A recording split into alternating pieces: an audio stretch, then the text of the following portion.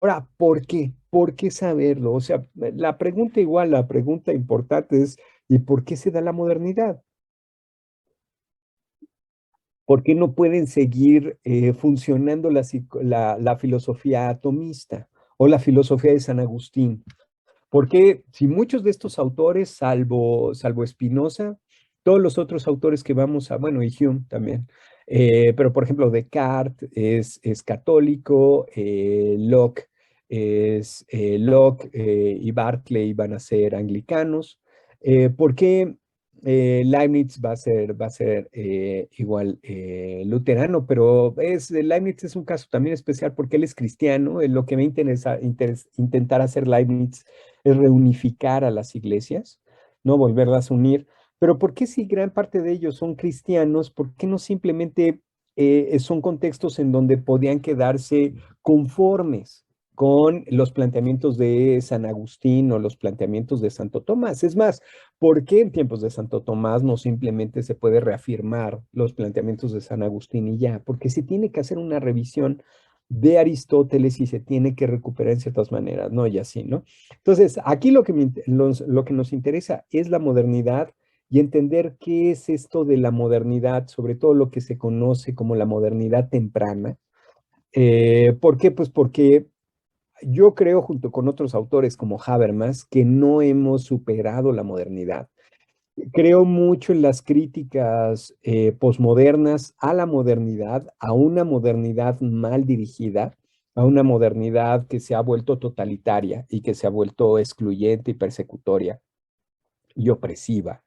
Entonces, pero no a toda modernidad, no hay cierta modernidad que no se ha realizado y en la que pues, deberíamos de estar, yo creo, interesados en completar.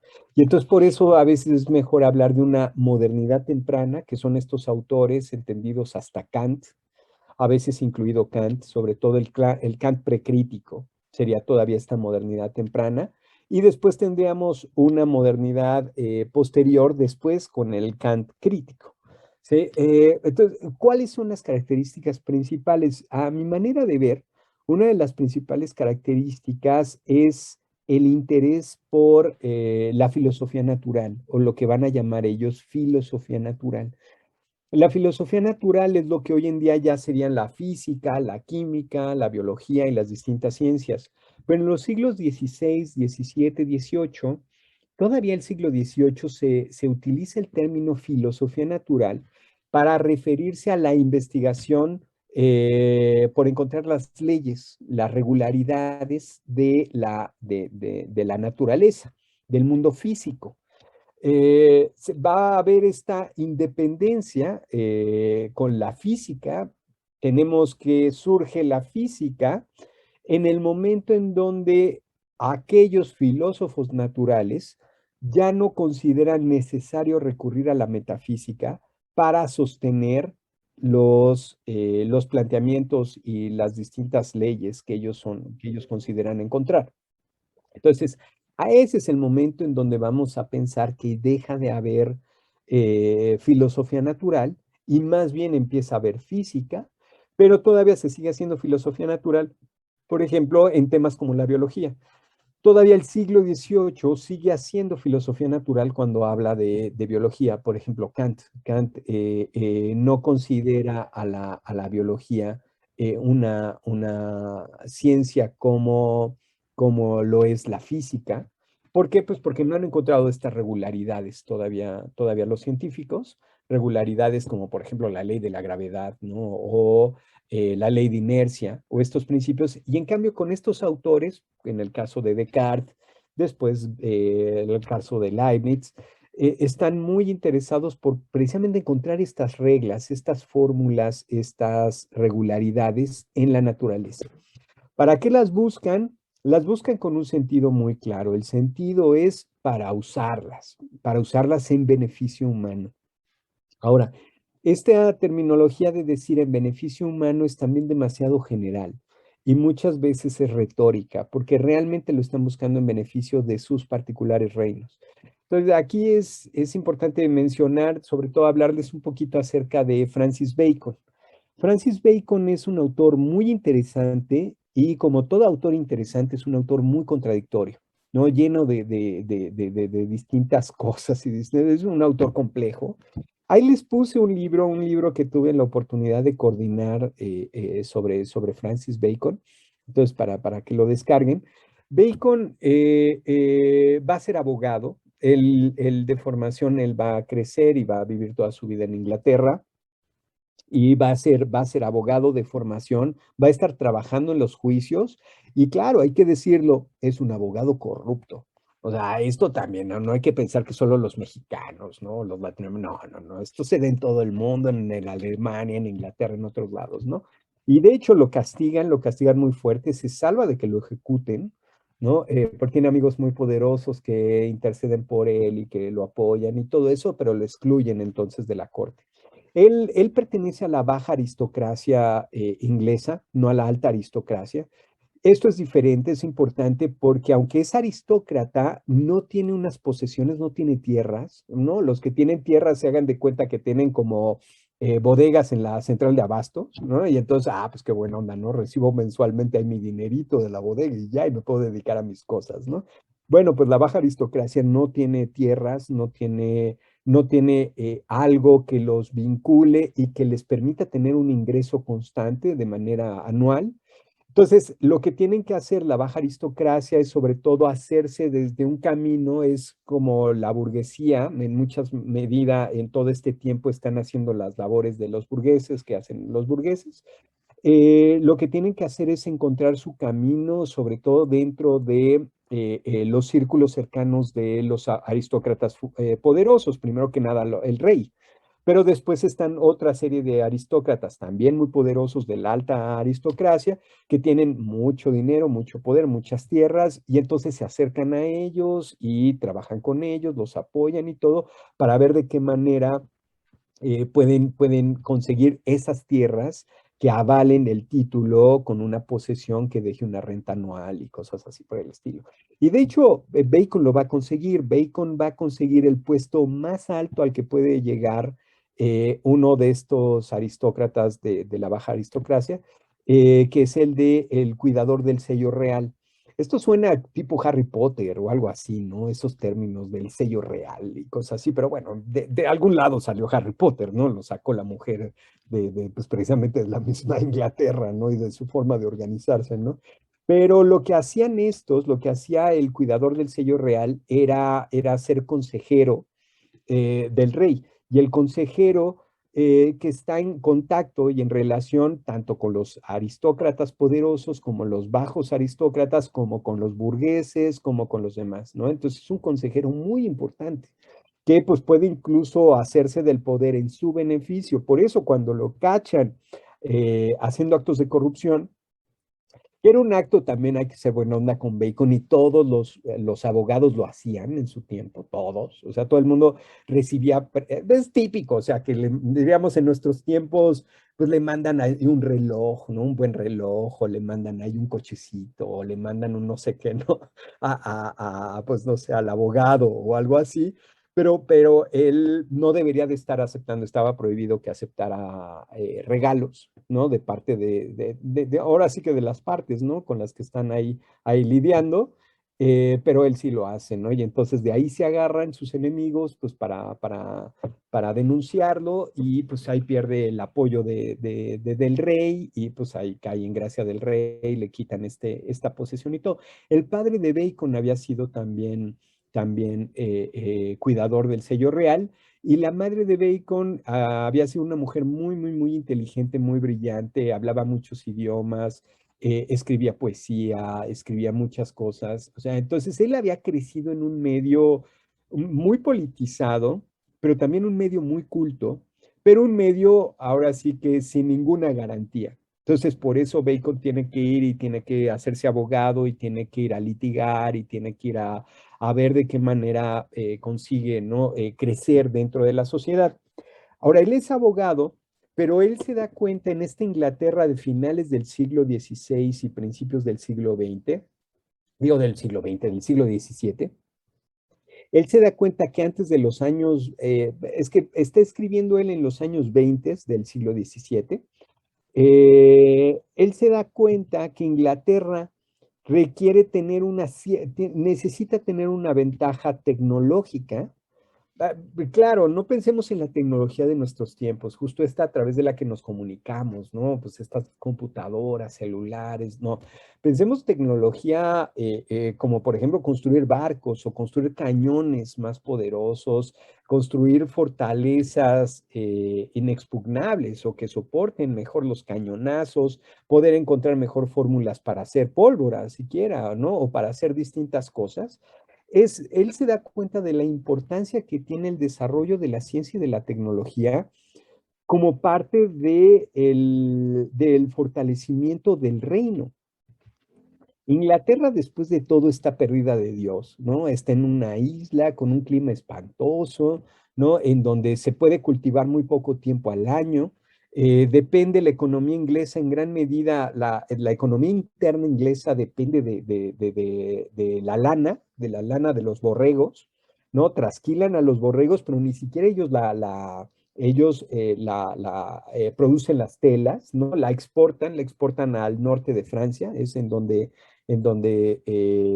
tratan en ese momento, no estoy hablando de finales del siglo XVI y principios del siglo XVII, en ese tiempo realmente Inglaterra no tiene una economía fuerte, ¿no? La alta aristocracia vive de grandes, grandes, grandes extensiones de tierra que alquila precisamente a los siervos. Los siervos no son dueños de la tierra, ellos dependen de la temporada. Si es temporada de cultivo, pues se ponen de campesinos. Si se acaba la temporada de cultivo, pues ahí van con los borregos y ahí andan de un lado para el otro, ¿no? Por las distintas partes de Inglaterra, ¿no? En los pastizales, en distintas cosas. Si ya no es temporada de esto ni del otro, pues están de albañiles. O sea, realmente la población común inglesa es una población muy flotante, sin posesiones, sin medios, sin cosas así. Realmente es un reino muy, muy, muy pobre en este sentido, pero tienen una ventaja frente a los otros y la ventaja es el mar.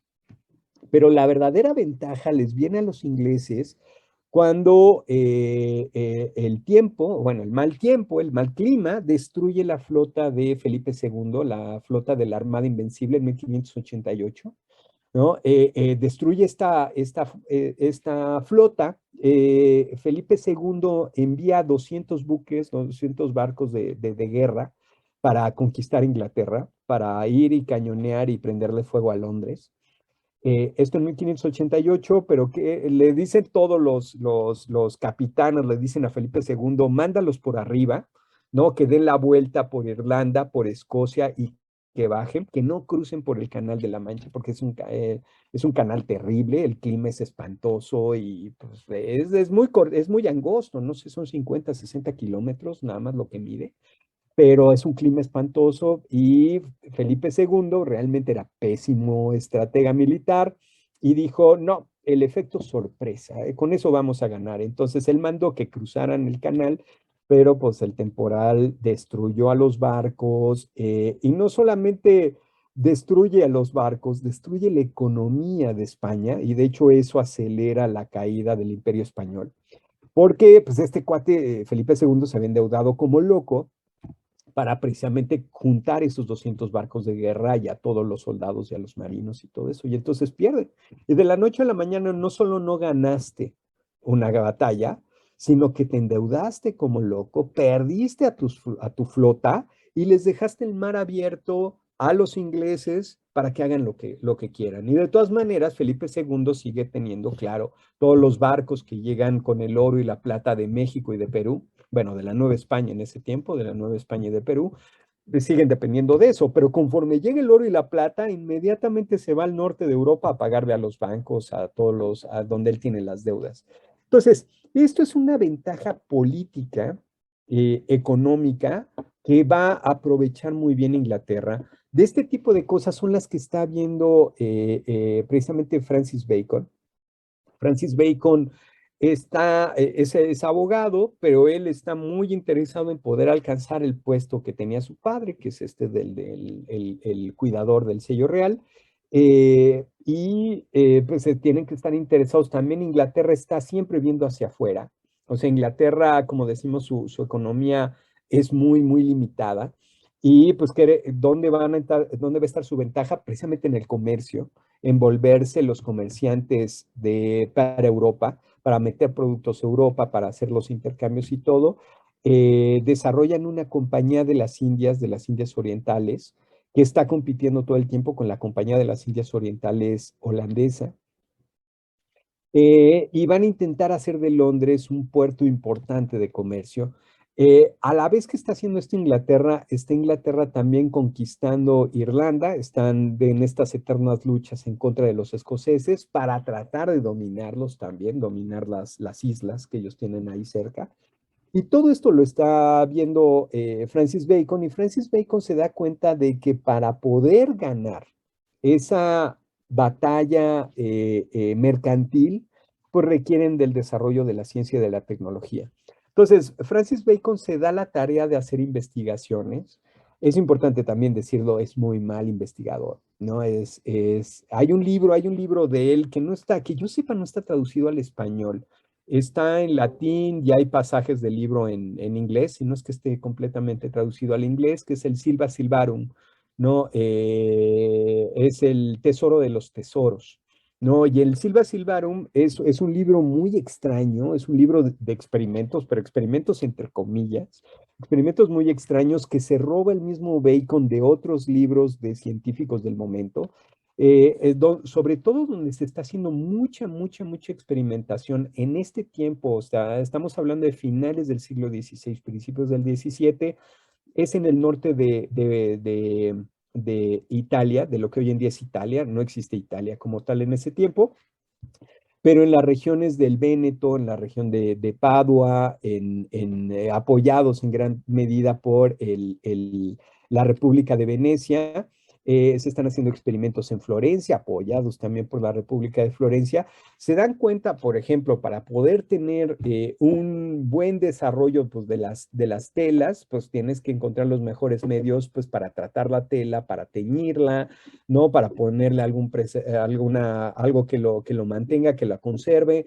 Y todo este tipo de cosas, pues claro que es experimentación, ¿no? Es a través de ciertas investigaciones, igual y de una manera muy, digamos, pues sí, muy incipiente, ¿no? En ese tiempo, claro que existe alguien que hace ya los experimentos, ¿no? Directamente. Hay mucha gente que lo hace, y no solamente en el siglo XVI, hay gente que lo hace desde el siglo XII, desde el siglo XIII, son los alquimistas. Pero hay una diferencia muy importante entre los alquimistas y los filósofos naturales.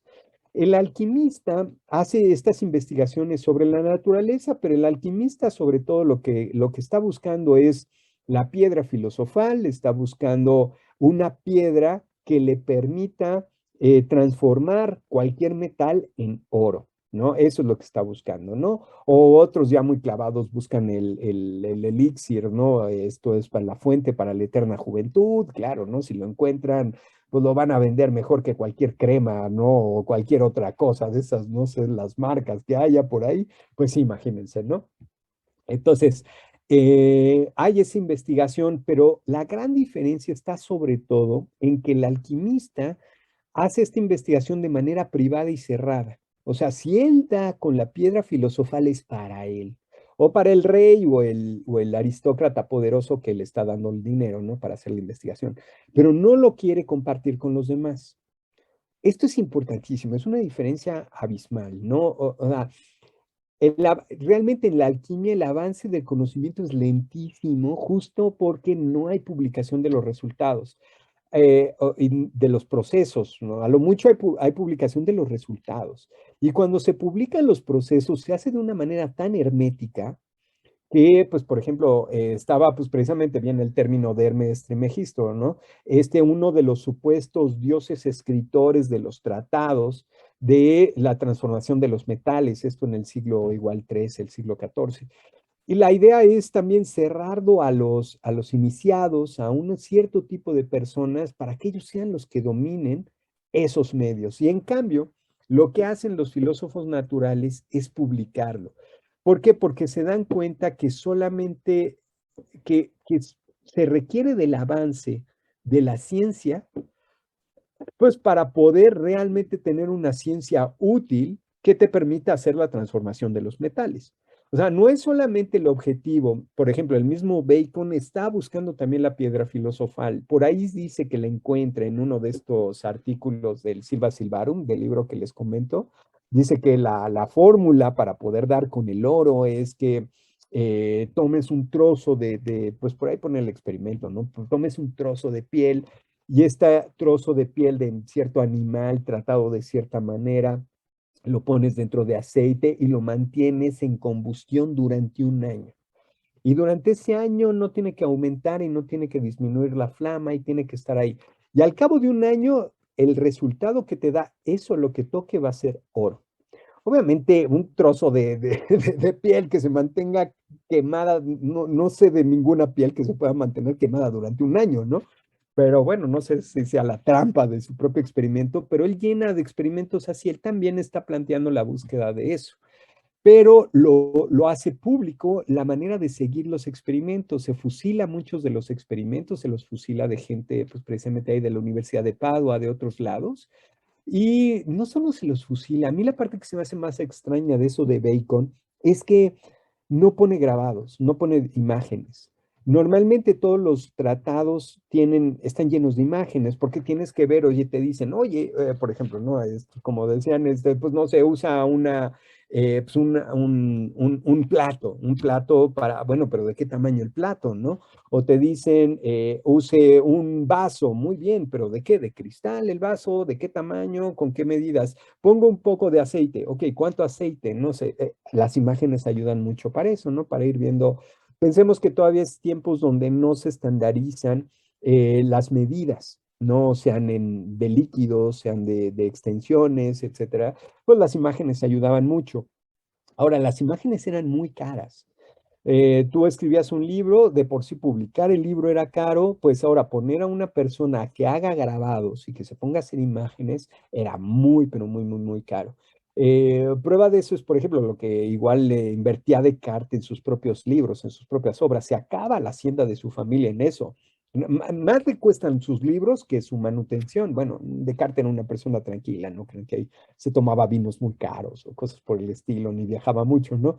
Pero todo lo que él hereda de su familia, que pues había heredado ahí su buena hacienda, pues se lo gasta invirtiendo en sus propias obras y pagando mucho a los que hacen los grabados y reutiliza muchas veces los grabados. O sea, en una misma obra, si ustedes ven estas obras, son lindísimas, ¿eh? Bueno, a mí me gustan mucho, yo hago pintura, ¿no? Entonces me gustan mucho las imágenes estas. Si ven ustedes libros como por ejemplo los de los que le siguen al discurso del método, ¿no? El discurso del método es realmente una introducción, es un prólogo largo, pero es un prólogo para tres tratados, ¿no? De ciencia, uno es la dióptrica, y entonces está lleno de imágenes miren,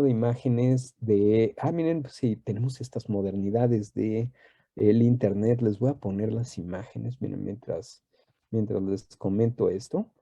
Y los libros de ciencia en este tiempo, finales del siglo XVI, desde finales del XVI, están llenos de imágenes. Y en cambio, los libros de Bacon no van a tener imágenes. Y la verdad no he encontrado yo por qué. Y tampoco he visto que a la gente les interese mucho por qué, ¿no? Y eso se me hace muy, muy extraño también que no les interese eh, a los distintos investigadores, ¿no? Sobre Bacon mismo.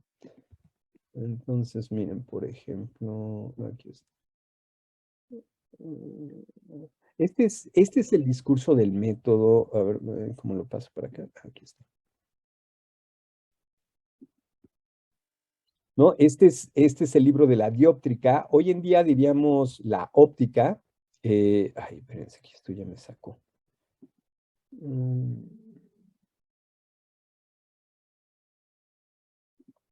Otra vez, ahí voy. Entonces, hoy en día usamos más el término óptica, ¿no? Para referirnos a lo que Descartes llama dióptrica. ¿Y dónde está? Así aquí está. Entonces está lleno el libro de grabados, ¿no? Con distintas, para poner a prueba los mismos experimentos que él dice. Y esto ya es propio de la filosofía moderna. En la filosofía moderna hay este interés no solamente por decirte cuál es el resultado, sino por explicarte cuál es el proceso completo que lleva precisamente al resultado. Como va a estar diciendo de manera constante Descartes, ahorita que estoy poniéndoles estas imágenes de Descartes, eh, lo que va a hacer en gran medida es no solamente decirte por qué suceden las cosas, sino plantearte las razones de por qué suceden las cosas, para que uno incluso las reproduzca, las rehaga y pues pueda ponerlo a prueba y pueda ver que es así, ¿no? Por ejemplo, cómo elaborar pues cierto experimento, dónde van a estar las piezas, cómo son las piezas para poder hacer ese experimento y así, ¿no? El, y distintas máquinas, pues todo esto era, pues les costaba ahí su buen dinero, ¿no? Y como les digo, muchas veces reutilizan los grabados, porque hacer un grabado, pues lo que hacían ellos es que pagaban para que les hicieran cierto grabado. Muchos de estos filósofos también hacían sus dibujos, pero ellos ya no hacían el grabado final, entonces ya iban con el pintor y el pintor les hacía el grabado. Y pues hacer grabados y esto era también como pues, hacer ciencia. No era fácil de hacer todas estas distintas cosas, ¿no? Cómo funcionan los mismos telescopios, qué partes les pones, dónde va el lente, qué sucede si el lente es cóncavo, qué sucede si es convexo, dónde va, etcétera, etcétera. Todas estas distintas características. Entonces, lo que les comentaba es, Descartes, estos libros están llenos de grabados y les costaba mucho a Descartes, era una buena inversión, que en cierta medida llegaban a distribuirse bien y entonces recuperaba ahí la inversión. Pero no era algo así como tipo, pues no sé quién es, bueno, en filosofía no hay muchísimos ejemplos de gente que se haga muy rica con los libros de filosofía, pero pues bueno, no se pensaba. Entonces vienen estos, ¿no? De cómo hacer todas estas distintas cosas, estos distintos aparatos, las características, cómo funciona el ojo, ¿no? ¿Qué sucede con los lentes, ¿no? Y así. Pero lo que vemos es que el caso de Bacon, otra vez, Bacon no va a hacer esto, Bacon no va a estar poniendo este tipo de ejemplos, sino que Bacon, a ver, nos va a buscar a ver si está, no, va a tardar ahorita un ratito, pero en encontrarles el del Silva Silvarum, para ponerles precisamente el experimento, ¿no? El experimento de... a ver, a ver si por aquí hay algo así. No, esto va a estar. Entonces, Bacon se va a dedicar a tratar de comprender, de entender cómo funciona cómo funciona la naturaleza para poder usarla en beneficio del reino inglés.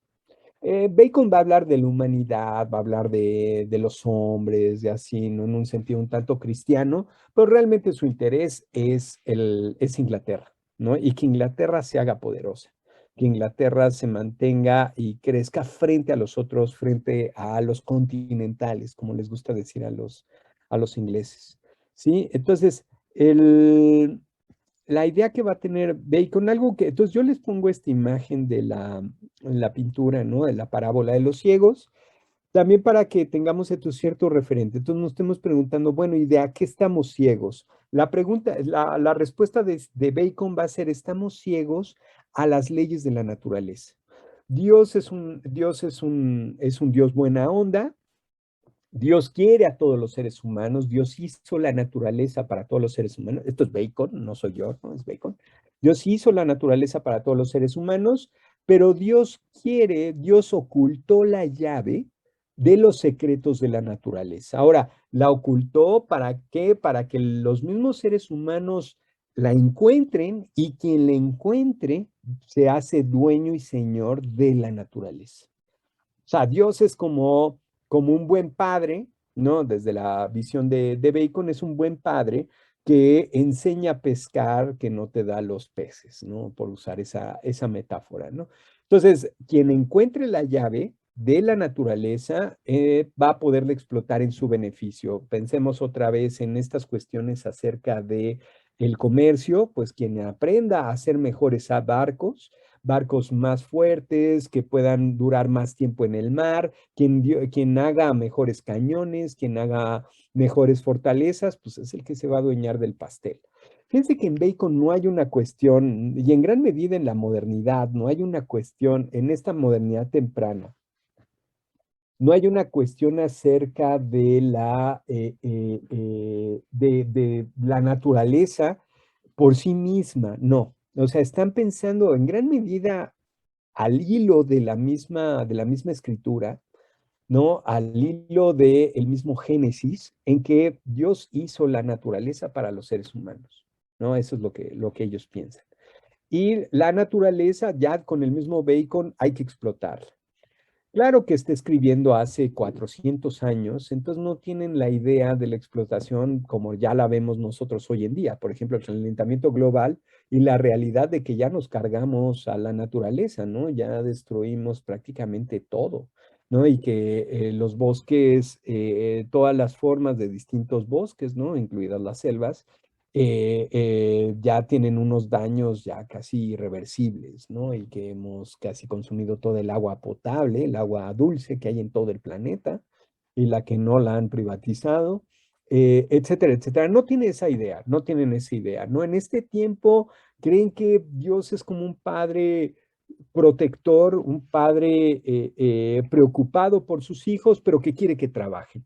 Bacon tiene una visión burguesa, no aristocrática del trabajo. Y esto por lo de pertenecer a esta baja aristocracia que comentábamos hace rato. ¿En qué consiste eso? La visión precisamente aristocrática del trabajo es la de tener las bodegas en la central de abastos, ¿no? Bueno, ellos no tienen centrales de abastos, ¿no? Tienen otras cosas, ¿no? Pero es tener tierras, tener posesiones, tener ríos, ¿no? Tener playas y vivir de la renta de esas cosas, ¿no? Esa es la visión aristocrática del trabajo, es vivir de las rentas. En cambio, la visión burguesa del trabajo es vivir del producto del trabajo de uno mismo. O sea, a ti solamente te vas a ver el café si es que tú realmente trabajaste el café, ¿no? Si tú te lo hiciste, o sea, si tú lo conseguiste, si, bueno, no digo que tú lo cultivaste, pero me refiero sobre todo a que tú aportaste los medios para poder tener ese café, ¿no? No que te lo regalen. No, si me lo regalan, entonces no me sabe. No, a mí me sabe solamente si yo lo trabajé, si me lo gané con el sudor de mi frente, ¿no? Digamos, ¿no? Esa es la visión burguesa del trabajo.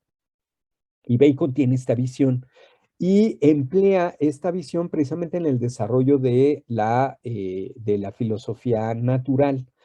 Y lo que va a hacer Bacon, ya decíamos que no es un gran filósofo natural, o sea, Bacon no lo leemos como podemos investigar acerca de el mismo Descartes o a Galileo o a Kepler, etcétera, etcétera. No, no, no lo vamos a leer así, o a Torricelli, yo que sea que tantos otros, sino que lo que sí va a ser muy importante de Bacon es que Bacon va a proponerle al rey y va a estar insistiendo mucho en que el rey es el que tiene que apoyar directamente el desarrollo de la ciencia. Y en función de las propuestas de Bacon, Inglaterra, 20 años después de la muerte de Bacon, Bacon muere en 1626, 20 años después van a ser la Sociedad Real, la Royal Society, lo importante que todavía existe a la fecha, ¿no? La Royal Society, la Sociedad Real, va a ser fundamental en el desarrollo de la ciencia. Ahí es donde va a estar en gran medida, va a encontrar sus apoyos económicos Isaac Newton. Y otros tantos, por ejemplo, ahí va a estar vinculado directamente Watts, ¿no? El que inventa la máquina de vapor. O sea, no crean que es azaroso que la revolución industrial empieza en Inglaterra en 1780. Fíjense, estamos hablando de que Bacon muere en 1626. En 1650 ya existe la sociedad real. Directamente el rey paga un dinero para que en beneficio del reino se hagan investigaciones acerca de la naturaleza y se busquen las leyes naturales. Y esta sociedad real empieza a dar sus frutos, primero que nada, con el mismo Bacon, digo, con el Bacon, con el mismo Newton, pero también ahí va a estar muy presente y trabajando de manera constante Robert Boyle, el padre de la química moderna, ahí también va a estar trabajando. Y ahí van a trabajar, pues, Maxwell, etcétera, etcétera, cantidad de científicos importantísimos, ¿no? En el desarrollo de pues, pues, las distintas teorías acerca de, no sé, de la electromecánica, de la termodinámica, etcétera, etcétera, se van a desarrollar por ahí. Y Bacon es el que tuvo esa visión, claro, por interés del reino. Ahora, fíjense, la sociedad real no funciona solo con ingleses, no, son muy hábiles. O sea, la idea es que precisamente lo que vas a hacer es comunicarte con toda Europa, con franceses, no importa que ellos son anglicanos y que los otros son católicos y son los enemigos, o con holandeses o españoles o italianos o alemanes, etcétera, es comunicarse o en beneficio de la ciencia. Ya hablan, por ejemplo, es muy interesante cuando uno lee los textos, las cartas de estos señores, usan siempre el término la República de las Letras. Entonces ellos dicen, ay, bueno, es que igual en mi reino se están peleando con tu reino, pero eso no importa porque los dos pertenecemos a la República de las Letras, ¿no? Y entonces como si esto fuera otro mundo, ¿no? Como un Disneylandia de científicos del tiempo, en donde ellos pueden comunicar sus investigaciones, plantearlas y no temer no ser traidores o no es, sino al contrario, estar viendo por el avance de la misma ciencia, ¿no? Eso es lo que van a estar pensando, ¿no? Pero bueno, de ahí se van a estar agarrando. Entonces, esto entonces ya va a ser como muy importante y es algo en lo que hay que considerar. Luego en filosofía tenemos esta visión muy romántica acerca de los filósofos y las filósofas, ¿no? Pero es una visión romántica que nos viene cruzada por la religión, en donde pensamos que el filósofo es una especie de Moisés que baja de la montaña, ¿no? Con las tablas de la ley. ¿No? Y entonces, ay, mira qué buena onda, Dios se comunicó con él y le enseñó la verdad, ¿no? Y la neta del planeta.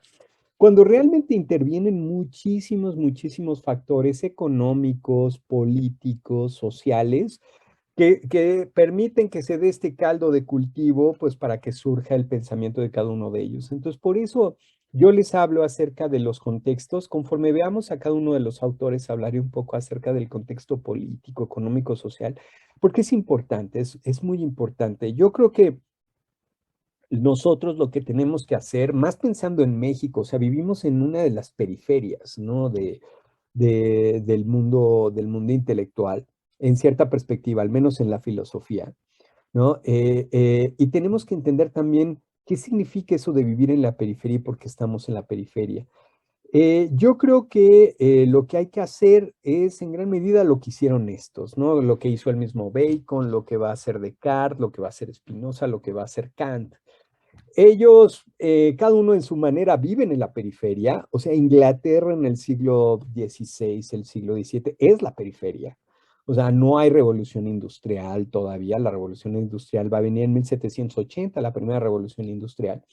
Y además va a ser muy incipiente y se va a tardar mucho en posicionarse ya y que posicione Inglaterra, ¿no? En el mapa europeo, pero ya el siglo XIX es una realidad, ¿no? Completa. Bueno, ya en el mismo siglo XVIII, ¿no? En Gran Bretaña ya domina en gran parte de los mares. Pero es un camino muy, muy, muy largo. Ahora, para que lo que es muy importante, yo creo que es también que tengamos una idea clara de filosofía, ¿no? ¿Qué hacemos en filosofía y qué buscamos en la filosofía? Y yo creo que en gran medida lo que hay que intentar hacer en filosofía es, primero que nada, bueno, buscar la verdad. ¿Sí? Es desear la verdad. Ahora una verdad que sea más constante, que sea continua, no verdades relativas, momentáneas, no simplemente dependientes de un mero contexto. Y una verdad que sea útil. para nosotros, que nos sirva para qué, pues para dejar de sufrir pues las opresiones y la esclavitud y las distintas formas de violencia que sufrimos en nuestra sociedad. Podemos hablar de la sociedad de la Ciudad de México o de la sociedad en el país o la sociedad global, pero pues tenemos violencia por todos lados, ¿no? Violencia de género, violencia por etnias o si quieren razas, tenemos violencia económica, tenemos violencia por el narcotráfico, tenemos muchísimos tipos de violencia y yo creo que la filosofía es el medio que nos puede ayudar a nosotros a encontrar las mejores rutas, las mejores estrategias para superar esas formas de violencia. Entonces, yo creo que por eso hacemos filosofía. Pero ustedes me van a decir, bueno, ¿y qué tiene que ver eso con la filosofía moderna temprana, no? O sea, ¿cómo se relaciona eso con lo otro, no? Y pues yo creo que se relaciona de manera directa porque el mundo en el que estamos nosotros hoy, este mundo en el donde nos estamos comunicando así a través de estos medios electrónicos, es un mundo que es posible gracias a estos señores y a estas ideas que tienen, ¿no? Ya estos contextos, ya estas obras, escritas así hace 400 años, hace 300 años. Pero son las obras que van planteando, por ejemplo, ya hablamos acerca de la explotación de la naturaleza, o sea, Bacon lo dice así abiertamente, ¿no? Nosotros tenemos que usar la naturaleza para nuestro beneficio porque Dios nos las dio, ¿no? Y ahí tenemos nosotros las raíces de esto que pues, llega hasta hoy en día, esta destrucción de toda la naturaleza y las costas, y así como también a la explotación y destrucción de las mismas personas, ¿no? Hablamos de la violencia de género, hablamos del narcotráfico, hablamos pues de la destrucción de los ecosistemas, ¿no? Por ejemplo, la migración es otro problema social que se vive a nivel global debido también tanto a la violencia, por ejemplo, el narcotráfico o violencia de otros tipos, pero también a la desaparición de los ecosistemas, ¿no? Lugares donde ya dejó de haber agua potable por la contaminación debida a las industrias o debido a las distintas cosas o a la privatización de la misma agua potable, etcétera. Y entonces la población que hace, pues se tiene que migrar a otros lados y así, ¿no? Entonces, cuando nosotros vemos a los filósofos de hace 400 años, de hace 300 años, pero los vemos con este ojo, nosotros lo que estamos buscando son estamos haciendo preguntas, les hacemos preguntas y estamos buscando ciertas respuestas.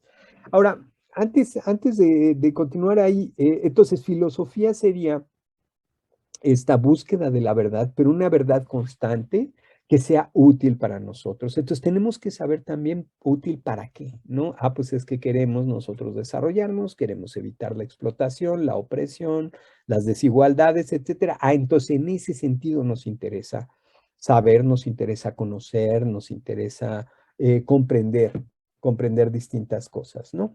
Entonces, ahora, lo que tenemos también es que entonces tenemos que ir a los textos, tenemos que ir a conocer los autores, pero hay que conocer sus contextos, dónde están escribiendo, con quién están discutiendo. Por ejemplo, en el caso concreto de Bacon, que estamos hablando de él está discutiendo en contra de los teólogos, está discutiendo en contra de las universidades. Fíjense qué curioso, ¿no? Esto es 1620, 1615. Los principales enemigos de Bacon al momento de hacer estos planteamientos son tanto los profesores de la Universidad de Oxford como los profesores de la Universidad de Cambridge. Estos señores se están dedicando a hacer un tipo de filosofía que lo que hace es una filosofía muy animista, es una filosofía que afirma que hay fuerzas espirituales, fuerzas ocultas detrás de la naturaleza, detrás de los árboles, detrás de las cosas, y es una filosofía que justo prohíbe, rechaza la investigación de la naturaleza.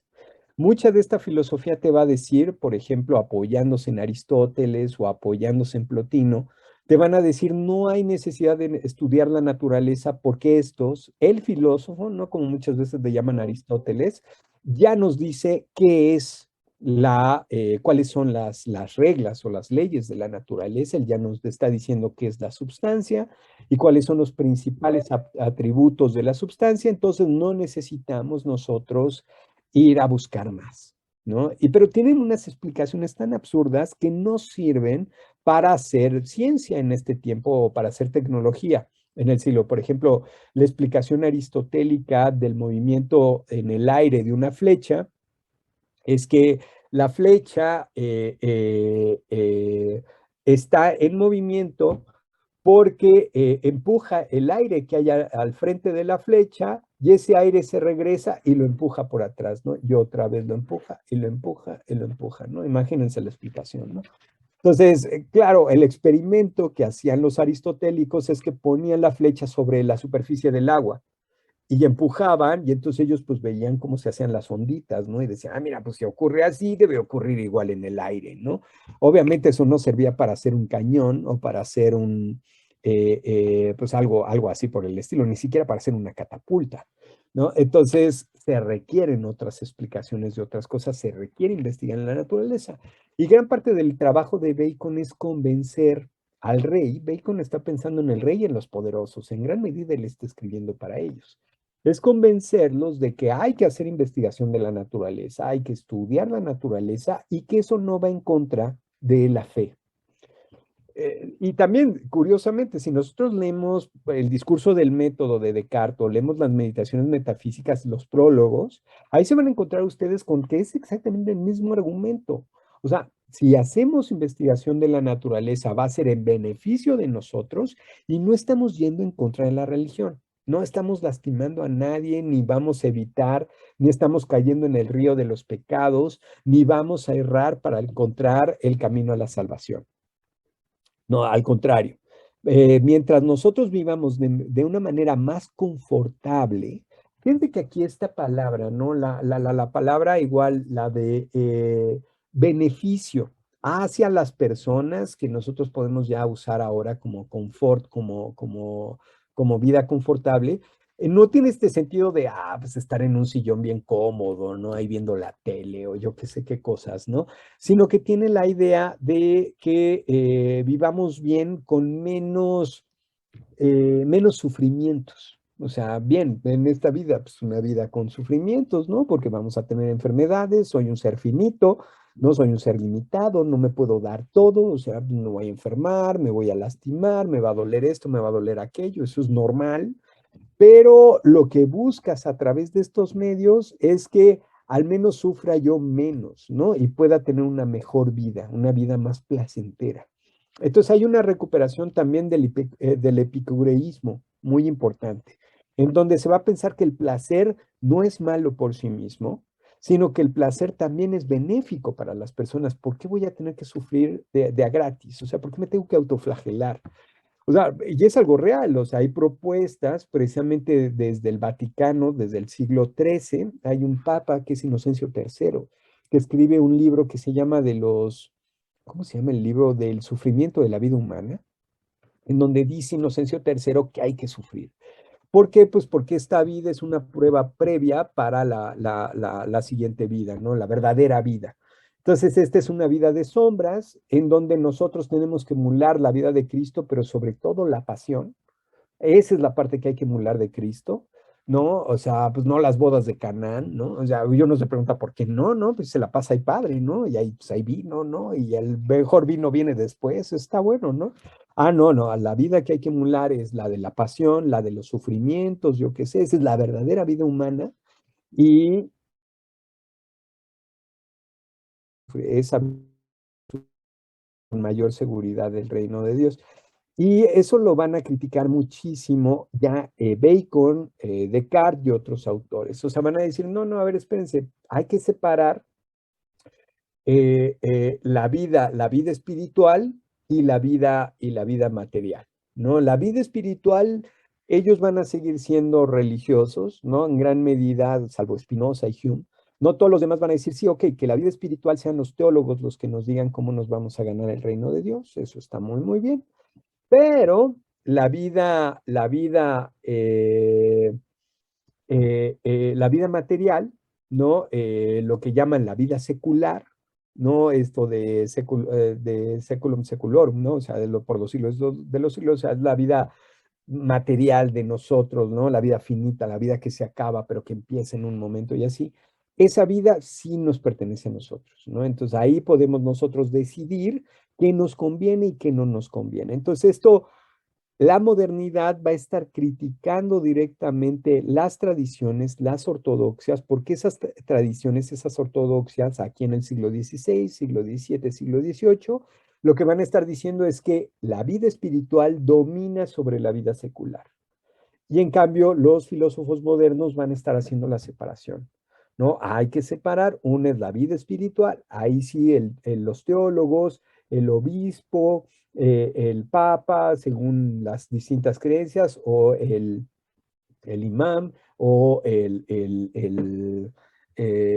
pues no sé, pues los distintos, pues los pastores, los distintos ministros, ¿no?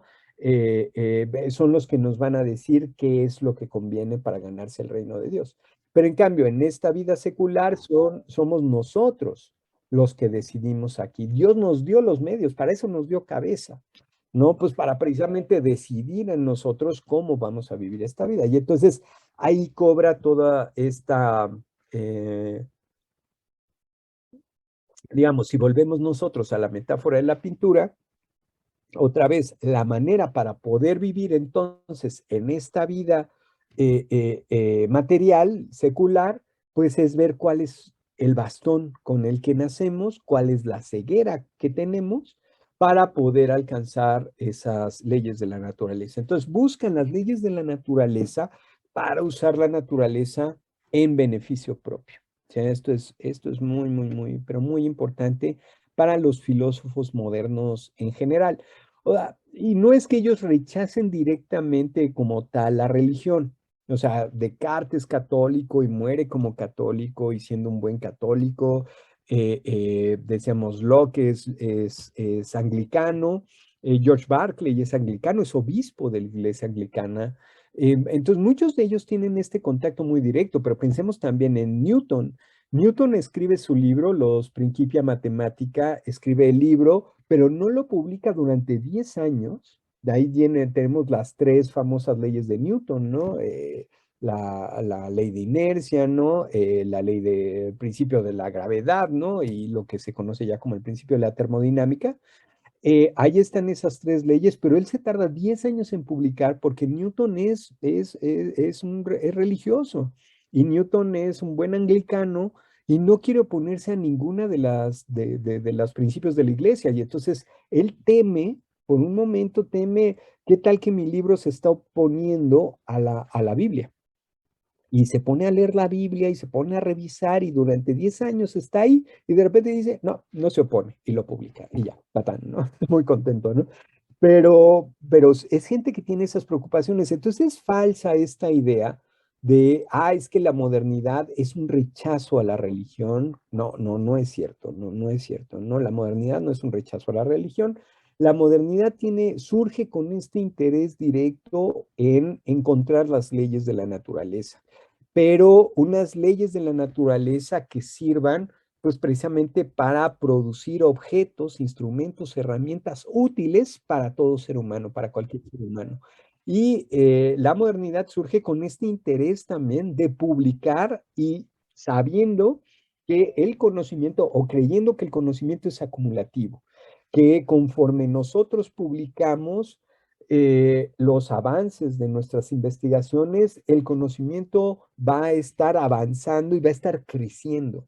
Es una visión también del conocimiento que se le conoce como una visión de yuxtaposición, o sea, se va agregando uno al otro, ¿no? Que piensan que los conocimientos van creciendo y cada vez tenemos más conocimientos. No es que simplemente me quede yo con ya esta visión que tenemos hoy en día del conocimiento perfectible, es algo que sobre todo se va a desarrollar a partir del siglo XIX. Aquí en los siglos XVI, XVII, XVIII, vamos a tener esta visión de un conocimiento más bien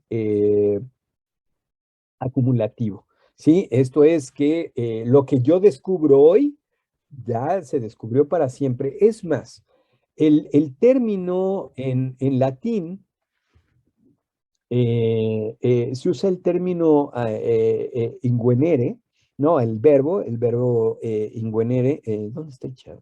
Ya encontré el chat. Espérense, se los voy a poner aquí en el chat.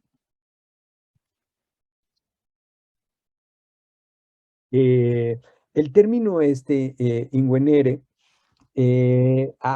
puede ser traducido en estos autores en el siglo XVI y el siglo todavía XVII, puede ser traducido o como invención o como descubrimiento. Para ellos no existen dos términos, uno inventar y otro descubrir. Es más, descubrir sería la manera más clara de referirnos a eso. Entonces, les pongo un ejemplo. Les voy a poner un ejemplo. ¿Qué ejemplo? Miren, esto puede ser un buen ejemplo. Aquí, ¿no? Entonces, supongamos, yo tengo esto, ¿no? Entonces les pongo esto, sí se ve así, ¿no? Ahí está. Entonces, yo tengo esto de aquí y aquí hay algo que está cubriendo el Kleenex, ¿no? Está algo que está cubriendo. Y de repente yo lo descubro y son unos chocolates, ¿no? Unos buenos chocolates que están esperando el final de la clase. Pero bueno, entonces, aquí está esto. Cuando está esto cubierto, ¿qué quiere decir descubrir? Quiere decir quitar la cobertura a algo que ya existe. ¿No? No estoy inventando yo los chocolates ya están y simplemente estoy poniendo yo, hay una cobertura y lo que estoy haciendo es quitando la de cobertura. Entonces, el descubrimiento a lo que se refiere es que hay algo que ya se inventó, que algo creó. ¿Quién? Dios. Dios es el que inventó las leyes de la naturaleza, inventó los objetos y las leyes con las que se comportan los distintos objetos o las distintas cosas que hay en la naturaleza. O sea, la ley, pues no sé, el principio de la fotosíntesis o la ley de la gravedad o la ley de inercia. Dios ya los creó, pero ¿qué hizo Dios? Pues como decíamos, Dios escondió la llave y entonces todo está cubierto, ¿no? Esta es la visión que nos llega hoy, todavía desde Bacon, o sea, es la visión que nos da Bacon, ¿no? Y lo que hay que hacer es precisamente esto, descubrir, ¿no? Descubrir.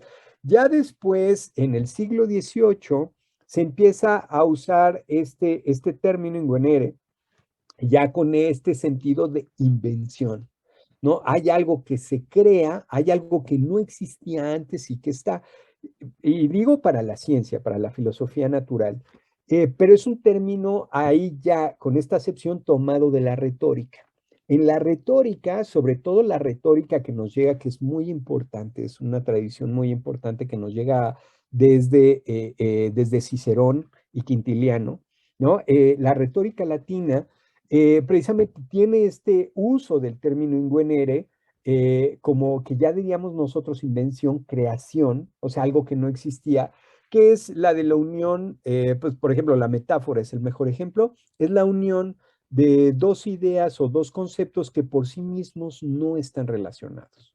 ¿No? Entonces, pues como por ejemplo, yo les estoy poniendo usando la metáfora de la pintura, ¿no? Bueno, estoy más bien usando la pintura como metáfora para explicar la modernidad. Entonces, en la pintura no vemos en ningún lado que uno de los ciegos diga por ahí que uno es Descartes o que el otro es pues no sé quién, ¿no? O que sea no sé, Aristóteles, por ejemplo, o que uno de los ciegos sea Platón y el otro sea Santo Tomás o cosas así, ¿no? Claro, suena ya muy fuerte cuando uno lo pone los nombres.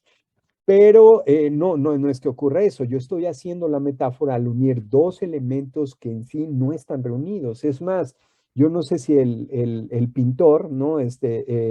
Peter Bruegel, no sabría yo, sabemos muy poquito de él. Y miren que era una persona bien posicionada y toda la cosa, un gran pintor flamenco, pero sabemos muy poquito acerca de él, acerca de su pensamiento, qué leyó, qué no leyó. Hay muy poquito escrito, o sea, tenemos por suerte sus pinturas, sus grabados, y dibujos por ahí hay, pero muy poquito. Entonces no sabría siquiera decirle si él conoció a Aristóteles, si leyó a Aristóteles, lo dudo, la verdad, pero no lo sé, no tengo ni idea, no tengo ni idea. Entonces, bien, esto es también muy importante porque lo que están pensando que hace Descartes, que hace Bacon, lo que va a pensar que está haciendo Leibniz, que está haciendo, pues estos autores, ¿no? Todos estos están quitando la cobertura de algo que ya está hecho, que Dios ya hizo, ¿no? Eso es lo que ellos creen. Entonces están buscando cuál es la mejor manera o cuál es el bastón con el que contamos para poder encontrar qué es o para poder descubrir más bien las cosas, ¿no? Las cosas que hay. Eh, Es muy interesante Luis, también. Luis, Perdón, si alguien iba a comentar algo, sí. una Sí, sí, pregunta. Alejandra. El, Adelante, adelante. has hablado de que en ese momento, digamos, la búsqueda de la verdad igual sigue siendo válida, ¿no? En la filosofía. Ujú. Hablas de verdad continua, no relativa. ¿Cómo defines verdad continua? Ahorita me brinca con esto de la juxtaposición. Por ahí va o por dónde. Y algo que probablemente tú más que yo, leyendo un poquito toda la parte de ciencia e investigación a través de la historia humana, parecería que siempre empieza por guerra, o sea, por poderío, inclusive Internet lo hizo el Pentágono en los 50 o 40 por ahí. Entonces, por tener una ventaja en ese sentido, que luego tiene obviamente sus partes muy negativas o peligrosas, eh, eh, éticamente cuestionables, pero por el otro lado, medicina, trabajo, etcétera, etcétera, ¿no? Revolución industrial en el caso en su momento en Inglaterra, como mencionabas, pero parecería que es como siempre el origen, o a lo mejor eso es lo que yo he concluido de lo que leo, es como siempre el punto de partida de cómo obtener ventaja versus otros, pero sobre todo desde el punto de vista militar. Y luego se vuelve económico, etcétera, pero aún así siempre está como la parte militar intrínsecamente entretejido. Claro, claro, claro, claro, claro. Sí, entonces, bueno, serían dos cositas. Entonces, primero que nada, acerca de la verdad, y ahorita también voy con lo que nos pregunta aquí Alejandra. Entonces, Alejandra Martínez, ¿no? También. Entonces, sí, Alejandra, mira, por una parte, como podemos nosotros entender la verdad, es también en distintos, digamos, como niveles. Es como me gusta entenderlo a mí. A ver, habría un nivel, pensando nosotros en estos mismos autores, Bacon, luego Descartes y los que vamos a estar nosotros viendo, hay un nivel en donde podemos preguntar, ¿qué es común a todas las personas que ahorita vivimos, a las de hace 100 años, 200, 400 años? Podremos responder que, por ejemplo, cuestiones como la finitud, el que los seres humanos somos finitos, el que nosotros tenemos deseos, pero que muchos de esos deseos no los vamos a lograr, el que tomamos decisiones, elegimos distintas cosas en función de lo que nosotros deseamos, pero también de los recursos, distintos recursos que uno tiene, etcétera, etcétera, ¿no? Esta misma finitud y luego pues el reconocimiento de la misma finitud, a veces lo hacemos de una manera explícita, a veces nada más la sufrimos, ¿no? Y así, este tipo de experiencia como esto de la finitud, sí pensaría yo que es algo común a todos los seres humanos, desde ahorita a la caída de Tenochtitlan hace 500 años, a Platón y Aristóteles hace 2500 años. Eso sí, eso sería común. Muchas veces la respuesta, eso sí ya nos hace, son, digamos, verdades relativas o contextuales, ¿no? O sea, la manera como yo puedo responder a la finitud, ¿qué pienso yo que es la finitud ahorita en 2021? Seguramente es una respuesta diferente a lo que está pensando, a la respuesta que se está dando a sí mismo Bacon, ¿no? Hace 400 años, o a la respuesta que se daría a Platón o Aristóteles hace 2400 años o así, ¿no? Entonces, eh, en filosofía, yo creo que lo que más en donde más debemos nosotros enfocarnos es a este tipo de preguntas, a este tipo de preguntas acerca de qué sí es común en todos los seres humanos, en todos los tiempos, y después también conocer las distintas respuestas para ver cuáles de estas o qué de esas distintas respuestas nos es útil a nosotros hoy o cómo nosotros podemos reelaborar respuestas para mejorar las condiciones precisamente de esa misma finitud con las que vivimos nosotros ahora, hoy. ¿no? En este tiempo. Entonces, la filosofía se tiene que asistir ahí de todo lo que pueda, ¿no? De la economía, digo, como disciplinas también, o sea, de la psicología, la sociología, la antropología, la literatura, el cine, la pintura, etcétera, etcétera, de todo, para poder tener una mejor comprensión precisamente de quiénes somos, ¿no? ¿Qué debemos esperar? ¿Y cómo podemos hacerle? ¿Qué estrategias podemos tener para poder alcanzar eso? Y pues yo creo que esa sería como la cuestión, ¿no? Acerca de la verdad. Entonces, en ese sentido, filosofía sigue siendo la búsqueda de la verdad y tiene que seguir siendo la búsqueda de la verdad, pero también tiene que reconocer los alcances de aquello que encuentre. No, nosotros, por ejemplo, por eso me interesa a mí también tanto hablar de los contextos. O sea, tenemos que reconocer nuestro contexto en México, ¿no? 2021, ¿no? Las condiciones con las que estamos, etcétera, porque si nos quedamos con las visiones descontextualizadas de estos autores, vamos a estar, como tengo algunos colegas, por ejemplo, se puede acostumbrar en muchos otros lados, igual se acostumbra en Estados Unidos, a intentar ver la historia de la filosofía como subirse a una máquina del tiempo y ¡chum!, ¿no? Irse 400 años atrás y hablar como hablaban ellos y casi casi vestirse como se vestían ellos y tener esa comprensión como si estuvieran hablando directamente con ellos. Y pues bueno, puede ser una buena estrategia, sobre todo de investigación, pero que no va a llevar muy lejos. O sea, no va a llevar muy lejos y lo que pensamos es que lo que nos interesa es nuestra realidad. O sea, porque siempre tenemos un pie aquí. Siempre, por más lejos que vayamos, siempre tenemos un pie aquí. Y ese pie nos lleva también a tener esta responsabilidad por responder ya no solo para uno, sino responder para otros, ¿no? Para tratar de igual de solucionar nuestras cosas. Entonces, por eso pensaría esa cuestión acerca de la verdad. Ahora, comentas la cuestión también del problema político, ¿no? Dado por las mismas guerras y las batallas y los conflictos entre las distintas naciones. Y pienso que es cierto, o sea, en gran medida lo que tenemos es con el surgimiento de la modernidad, tenemos ese choque de los distintos mundos, ¿no? El mundo europeo de golpe se hace enorme, o sea, enorme. O sea, el mundo europeo antes pues esto, tenemos nosotros todavía en la baja Edad Media estos intereses por, pues, resolver, pues bueno, la salvación del alma y estas cuestiones. Esta era como la preocupación más importante de todo, pero vemos cómo se empiezan a consolidar los distintos reinos. Por ejemplo, los reyes y los señores poderosos, los señores feudales poderosos, son los que hacen las universidades, porque lo que necesitan es regular, esto es el siglo XIII, ¿no? Igual a la Sorbona, igual a la Universidad de Bolonia, la de Salamanca, igual.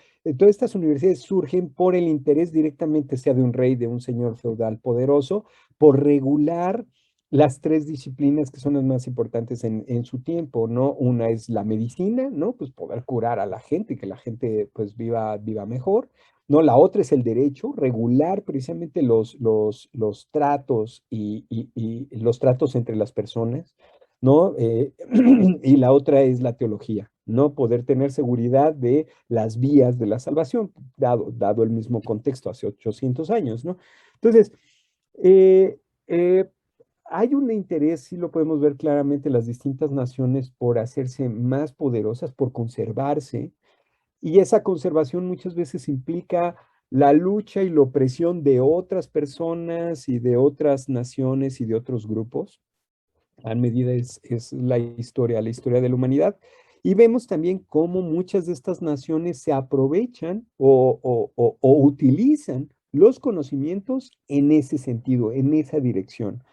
Y el caso concreto que estamos ahora tratando con Bacon es la Inglaterra del siglo XVII, una Inglaterra que se empieza a posicionar política, económicamente frente a Europa, que antes pues, realmente no pintaban mucho, ¿no? Pues su mayor rival era Francia y ya, ¿no? Y que ahí se peleaban por Normandía y estos distintos lugares, ¿no? Y ahí andaban en sus batallas. Eh, pero ya para este tiempo en donde el mundo se hace ancho, ¿no? Con pues la conquista y la invasión de América, ¿no? De lo que va a ocurrir, ¿no? Se hace muy, muy ancho en búsqueda de rutas comerciales también. Esto es muy importante. De hecho, vamos a ver, nosotros voy a hablar acerca de igual de Holanda y la tolerancia en Holanda es una tolerancia económica nada más. O sea, su interés es comercial y es crecer el mismo dominio del mercado o de los mercados a través del dominio de las rutas comerciales. Y lo que es muy interesante es cómo la filosofía, las distintas filósofas y filósofos van desarrollando, en parte apoyados por estos, ¿no? Decíamos, la sociedad real es una institución sostenida económicamente por el rey, directamente de manera personal. ¿Por qué? Porque en las universidades no permiten hacer la investigación de la naturaleza. Les digo, como comentamos, Oxford y Cambridge ya están cerrados en ese tiempo y lo que tienen que hacer es por de lado, ¿no? O sea, ¿por qué? Pues porque la gente que se dedica a estudiar en las bibliotecas no quieren abrir o hacer una disección, ¿no? De un animal, ¿no? Entonces, pues lo tienen que hacer por fuera o tienen que experimentar con la pólvora, tienen que experimentar con el nitrato de potasio, yo qué sé, las cosas que les gustaba estos andar ahí experimentando, pues lo tienen que hacer por fuera, ¿no? Porque en las universidades no se está haciendo. Esto ya es el 1600, o sea, 300, 400 años después bueno, 400 después de la fundación de las primeras universidades.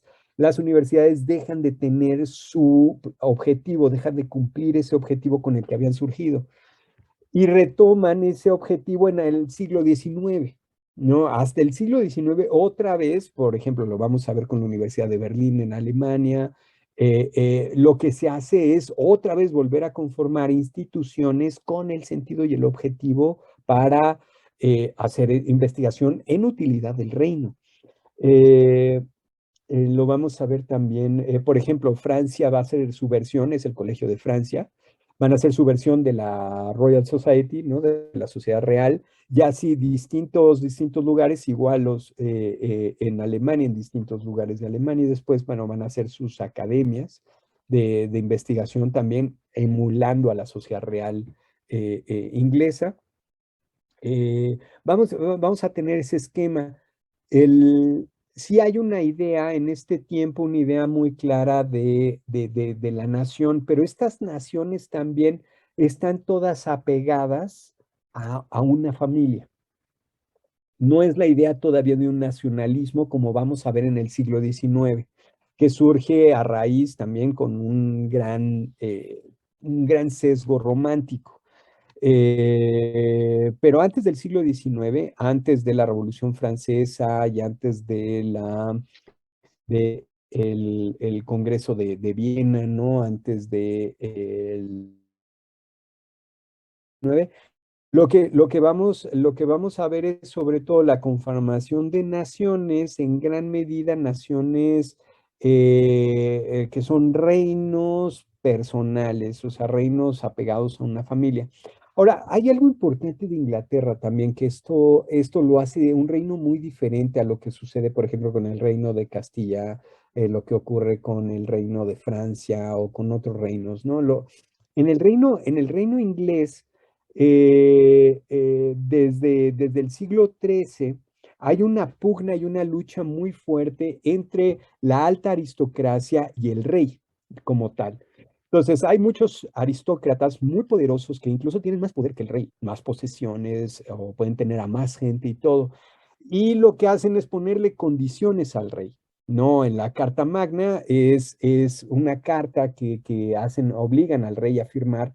Esto es en el siglo XIII, precisamente para ponerle condiciones al rey de que, a ver, el rey no puede hacer lo que se le antoja, ¿no? El rey tiene que negociar con los mismos aristócratas para decidir hacia dónde dirigen los mismos recursos del reino. Y entonces, por ejemplo, ¿qué le interesa a los aristócratas? Estos se dedican, como decíamos, sobre todo a la lana, tienen pues borregos y todas estas cosas, ¿no? Ovejas, o yo qué sé. Y entonces lo que les interesa es comerciar precisamente con Francia, también por eso tienen las distintas guerras con Francia, pero ellos son los principales compradores de la lana. Y la idea es, a ver, vamos a poner precios, por ejemplo, estandarizar precios, ¿no? Cosas así por el estilo, para, pues, precisamente poder conjuntar y hacer más poderosos a los vendedores de la lana. Y lo mismo con los que hacen las telas, los mismos que hacen con los demás, ¿no? Entonces, ya de por sí hay esto. Y hay momentos cruciales de la historia de Inglaterra en donde truena esto y lleva, pues, por ejemplo, a la guerra civil que lleva a Cromwell al poder, esto ya es en el siglo XVII, en donde la guerra civil se resuelve con este poder de Cromwell, este tiempo, esta república conformada por Cromwell, que si bien cae y vuelve a surgir y se retoma otra vez la monarquía, pero ya la monarquía inglesa ahora tiene un parlamento que no puede disolver. Y ese parlamento es el que le va a estar diciendo en todo momento hacia dónde dirige los recursos, ¿no? Y esto es muy claro cuando uno ve, bueno, lo vemos en los países, no importa que ahora, pues bueno, los países, las dimensiones son enormes, ¿no? Y casi difícilmente comparables con las de las naciones de hace 300, 400 años. Pero uno ve, o sea, consideren, ¿no? Hay recursos limitados, tienes cierta cantidad de barcos o tienes cierta cantidad, produces lana o produces trigo o produces cebada o produces esto o el otro, pues tienes una cantidad limitada. ¿Qué haces con eso para poderle sacar el mayor beneficio? ¿No? Entonces, los aristócratas, los dueños de los latifundistas, los dueños de las tierras y todo, son los que entonces directamente ya como con sus representantes en el parlamento, ese es el sentido de los parlamentos, como surge el parlamento en Inglaterra, no es simplemente que estén todos representados, no, están representados los poderosos. ¿Qué son? ¿Para qué? Para tomar las decisiones en beneficio en principio de ellos, pero también en beneficio pues del mismo reino como tal. Entonces, esto, ahí es muy interesante cómo la filosofía, primero que nada la filosofía moderna, ¿no? Digo, la filosofía natural, perdón, en este periodo de la modernidad, pero también las otras, la filosofía política, la ética, la epistemología, las distintas disciplinas de la filosofía van a tener un lugar muy importante, pues precisamente en la conformación de estos nuevos reinos, de estas nuevas naciones, siglos XVII, siglos XVIII, y después, pues bueno, pues la Revolución Francesa por algo se da. O sea, en gran medida la Revolución Francesa está pues motivada bueno, pues por ciertas ideas políticas que vienen de dónde, pues de ciertos filósofos, ¿no? Que son los que van a llevar a hacer estas exigencias, ¿no? Pensemos nosotros en Rousseau, ¿no? En esto igual nos dice ahí Rousseau, bueno, pues el ser humano nace libre, pero pues lo vemos en todos lados encadenado, ¿no? ¿Por qué? Si nació libre, no ves tú que nazca un niño con cadenas, ¿no? El niño nace con cadenas, ¿no? Porque todo el mundo está encadenado, ¿no? Entonces, eh, las, las, también es muy importante eso, ¿no? Considerar dentro de los contextos, bueno, no sé, a mí se me hace como apasionante toda esa historia, igual de cómo se van conformando estos mismos reinos y cómo se van apoyando en los filósofos o cómo los persiguen a los distintos filósofos, etcétera.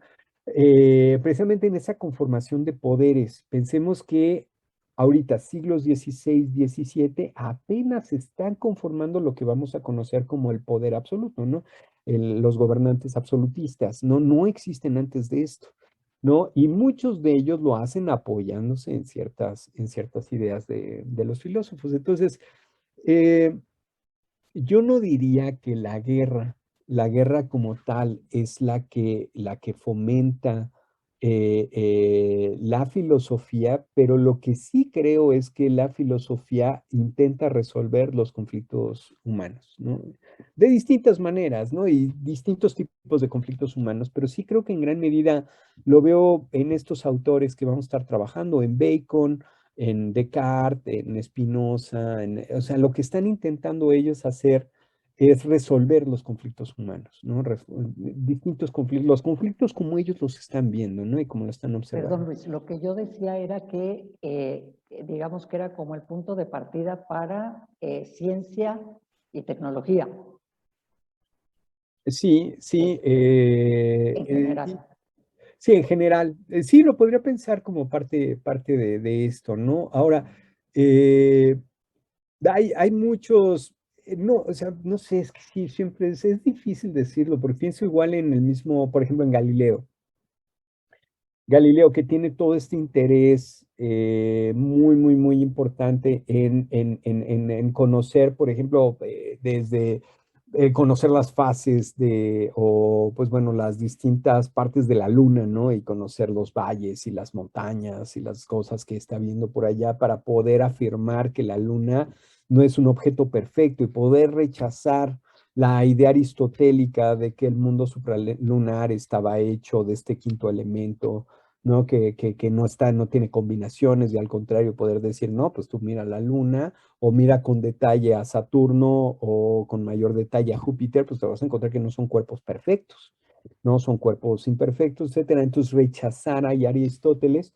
Y en Galileo también hay este gran interés por tener una comprensión, por ejemplo, en las parábolas que proyectan los cañones y así, pero no habría, me costaría trabajo justo decir ahí va a ser el Convencida, sí, vínculo toda con la la razón. guerra, ¿no? Como Un buen tal. ejemplo. Entonces, no Sí, sé, muy igual buen ejemplo. sí es Gracias. difícil, ¿no? Pero bueno, sí creo que es muy importante estar considerando, ¿no? Las naciones, los gobiernos, los intereses que ellos tienen como parte de este desarrollo de las. Entonces, antes de pasar, muy bien, Raimundo. Entonces, antes de pasar contigo, leo lo de Alejandra. Entonces, pedía aclarar cuál es la razón para que cambie de descubrimiento e invención este término de Ingüenere. Y la razón está sobre todo en que hay una, digamos, podríamos decirle así, una toma de conciencia de que están haciendo, no están simplemente descubriendo algo que ya estaba hecho, sino que están creando ya algo que no hay y en gran medida tiene un sentido económico. O sea, cuando en el siglo XIX se busca tener en el sistema legal un medio que defienda a alguien como el descubridor, ¿para qué? Para que viva de las rentas de su descubrimiento, entonces se utiliza ya con mayor claridad el término invención. O sea, al final eso es lo que va a imperar, o sea, un sentido económico, ¿no? Creo, creo. Entonces, curiosamente, ¿no? O sea, la economía no es algo simplemente que nos quitamos y nos ponemos, ¿no? Como una camisa, ¿no? La economía es algo que está ahí como una base, pues precisamente para poder hacer unas cosas o hacer otras, ¿no? Entonces, yo creo que eso sería lo que estaría terminando por hacer esta diferencia. Y entonces, descubrimiento pues no importa quién fue el primero que lo descubrió, o bueno, sí importa, ¿no? Por ejemplo, ustedes tienen ahora estas cosas de ¿por qué creen que hay tanto interés en ir a Marte? ¿No? Pues porque pues, lo que están intentando hacer es tal cual lo mismo que hizo Colón hace 500, ¿cuántos son ya? 530 años, 529 años, pues lo que están intentando es patentar o hacerse dueños de una cierta tierra, de un cierto territorio, ¿no? Y que digan, a ver, oye, yo llegué ahí y puse mi sonda y puse mi cosa, sea China, sea Rusia, sea Estados Unidos, sea la Unión Europea, es llegar y ponerlo ahí y poner sus patitas y entonces realizar este principio que vamos a ver en John Locke, cuando veamos a Locke, que lo que dice es que la tierra es de quien lo trabaja. ¿No? A veces el dueño, ¿no? Aquel que llegue y ponga digamos que ponga un corral, se vuelve el dueño de esa tierra, ¿no? Mientras nadie la toque y nada más la andes viendo, pues eso le pertenece a todos, ¿no? Pero en el momento que llegue, entonces, el inventar y ya las patentes que van relacionadas con eso a partir del siglo XIX, tiene el sentido, pues, precisamente de continuar con eso, ¿no? Y claro, fomentar el desarrollo de un tipo de economía y ciertas cosas, ¿no? Y así, ¿no? Creo, ¿no? Creo. Entonces, ahora sí, Raimundo. Sí, perdón. ¿Qué tal? Buenas tardes. Pues nada más quería hacer una observación al comentario que ya había dado Alejandra. Me parece que de alguna manera pone de relieve esto que se está dando que se da en la modernidad, ¿no? El interés por un quehacer científico que no solamente dé cuenta de el funcionamiento de la naturaleza, sino también que permita de alguna manera su manipulación, ¿no? Este, con la intención de que exista pues sí, una utilidad, ¿no? Bueno, que se pueda satisfacer una necesidad. Entonces, lo que me parece interesante al respecto de, por ejemplo, de la motivación bélica o de los escenarios bélicos, es cómo después de la modernidad, quizá, o después de algunos siglos después de esto, el cómo se da una acelerada producción o desarrollo tecnológico, ¿no? En miras a esto, ¿no? A posicionarse como, como un cuerpo político que tenga superioridad por encima de otros, ¿no? De la naturaleza, porque quizá aquí podemos estar observando los inicios, en la modernidad temprana, los inicios de esta preocupación o de esta conciencia, de este despertar, de este señalamiento de que quien conoce la naturaleza también la manipula y también tiene la ventaja de, pues de vivir mejor, ¿no? De poder vivir más tranquilo, sin tanto sufrimiento. Y ahí va empezando, ¿no? Quizá de manera como, no sé si atreverme a decir, un poco amable, ¿no? Un poco tímida, por así decirlo, esta observación. Pero lo interesante es que quizá después esta observación se va a volver algo compartido por otras potencias, ¿no? O por más regiones políticas en el mundo que de alguna manera van a buscar lo mismo, ¿no? Y a lo mejor la consecuencia de esto, o parte de lo interesante que mencionaba Alejandra, es que pues también aunado a esto, se va a hacer evidente que los recursos son limitados, ¿no? Que no se pueden tener acceso a lo mismo, o que la organización política es conflictiva, ¿no? A la hora de aprovechar algún recurso, y precisamente este interés por sobreponerse o de alguna manera ir a la cabeza en quién dicta las leyes de cómo se van a aprovechar esos recursos es lo que da pie a las guerras, y con ello también un interés en la manipulación, sí, un interés en la manipulación que de alguna manera sustente no solamente una mayor capacidad de vencer al enemigo, sino también un derecho más legítimo, por así decirlo, de aprovecharse de esos recursos, ¿no? Y quizá eso lo podemos ver ya después, mucho después, con el concepto de patente, ¿no? Entonces, no lo sé, o sea, son ideas sueltas nada más las que tengo, pero me parece importante como de alguna manera también señalar ese vínculo que tienen los movimientos más importantes o los fenómenos bélicos más importantes que se dan después de la modernidad y su consecuencia con el avance tecnológico, ¿no? Con la manipulación de la naturaleza. Lo decía usted, por ejemplo, ahorita el interés en ir a Marte, yo diría que, pues sí, no solamente tiene que ver con una, con una demostración de superioridad tecnológica, sino también, de alguna manera, con un interés de dominio de mercado, ¿no? Porque el expandir las rutas a nuevos lugares, o sea, incluso fuera del planeta, implica también la creación de nuevas necesidades y con ello la aparición de nuevos mercados, de nuevas, pues sí, de nuevas relaciones de poder, ¿no? También. Entonces, por eso está, yo diría, este interés, ¿no? De ver quién llega primero, porque de alguna manera se va a posicionar y quizá viene esta idea desde estos inicios de la modernidad, ¿no? De darse cuenta que quien manipula mejor la naturaleza, quien de alguna manera tiene más tecnología para hacerlo también, se puede hacer Pues sí, ¿no? Se puede hacer de mejor manera o más fácil este interés que finalmente motiva a la ciencia, que es vivir mejor, ¿no? Pero bueno, evidentemente esto es muy problemático y lamentablemente está desencadenando pues guerras que ya no, definitivamente son muy distintas, ¿no? A las que, por ejemplo, había en el mundo antiguo, cuya manera de manifestarse es, no sé si me atrevería a decir más violenta o al menos más devastadora, ¿no? Respecto a la naturaleza y respecto también a las víctimas, ¿no?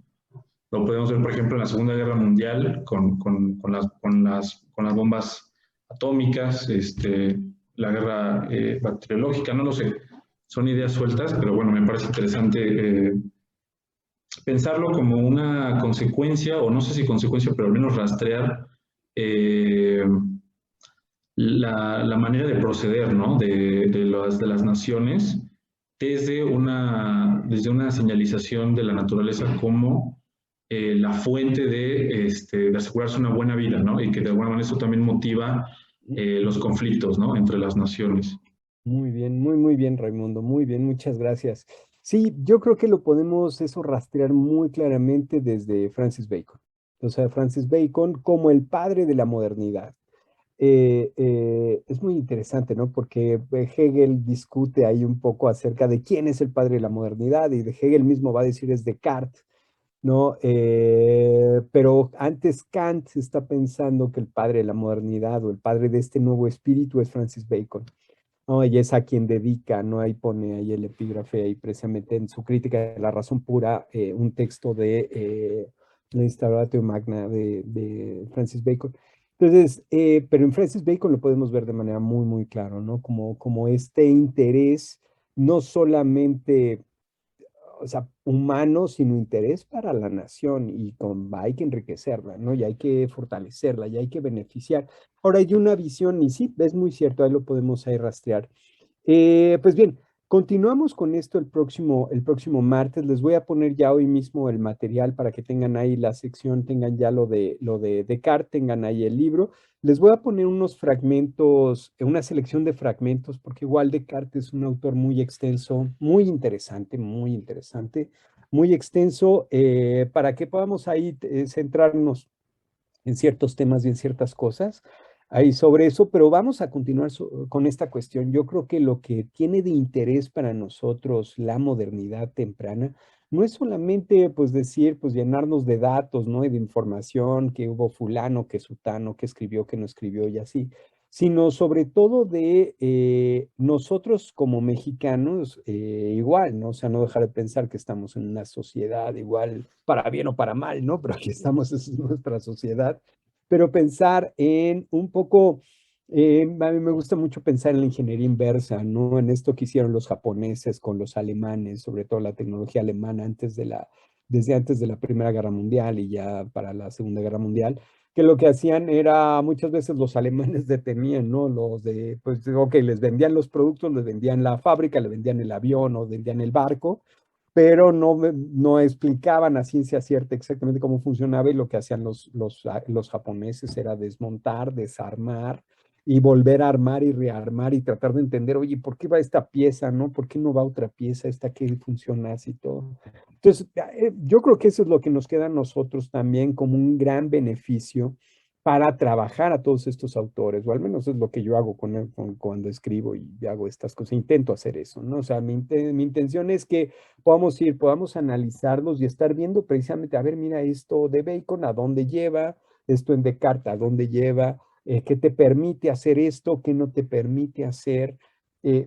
Analizando a estos autores, ¿no? Entonces, pues, yo creo que eso, pues, sí tengo una visión muy pragmática, ¿no? Lo reconozco, pero bueno, es mejor tener una visión a no tener visión, ¿no? Entonces, pues la idea es pues eso, precisamente ver qué nos sirve y qué no nos sirve, y no simplemente ir y adoptar de manera ciega, como pues era típico, por ejemplo, no, esto no sé si han oído ustedes de esas anécdotas de la época de Echeverría, de Luis Echeverría, en donde iba y ponía una planta para extracción de leche de las vacas, ¿no? Y la construían en un lugar en donde no habían vacas, ¿no? Entonces, este tipo de típicas implementaciones de los gobiernos mexicanos, ¿no? En donde se gastan una cantidad de recursos impresionantes, o por ejemplo, en época de López Portillo se construye un puerto en un lugar, pues porque el hombre había dicho que era un lugar muy hermoso, ¿no? Y se vería ahí muy bien un puerto, y los otros por decirle sí, cómo no, y por ganarse el concurso, bueno, ni siquiera hacían concurso, ¿no? Por ganarse el contrato para construir el puerto, no, es el mejor lugar que usted, pero en un lugar muy, muy superficial, ¿no? Lleno de bancos de arena en donde no puede entrar un barco grande. No solo pueden entrar pequeños botes y kayaks, ¿no? Y qué hermoso lugar, paraíso turístico, pero eso no sirve para nada para hacer un puerto de mercantil, ¿no? Entonces, estamos llenos de eso. Y yo, digamos, tristemente lo veo mucho también en filosofía. Muchas veces en México, y no solo en México, en toda América Latina, no se adopta a un filósofo, una filósofa, o se adopta una corriente de filosofía así, porque es lo que está de moda en Nueva York, o en París, o en Chicago, o en no sé dónde, en Berlín. Cuando dice, a ver, ¿y eso realmente nos habla a nosotros de algo? ¿Nos dice algo? ¿Nos sirve para algo? ¿No? Y luego te dices, no, es que sabes que aquí ya mejor no hay que hablar, ¿no? Porque donde ya no da el pensamiento, ya es mejor no decir nada.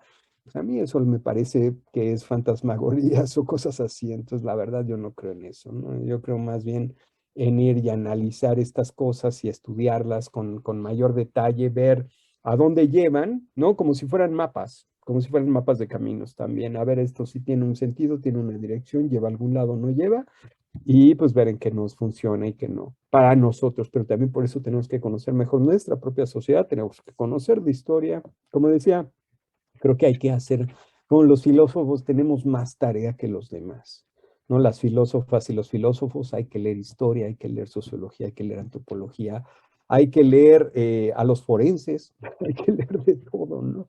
Para tener una mejor visión, ¿no? De esto y poder tener una mejor visión del problema y con eso, pues, tener mejores soluciones. Pero bien, ya los dejo de echarles los choros y todo esto.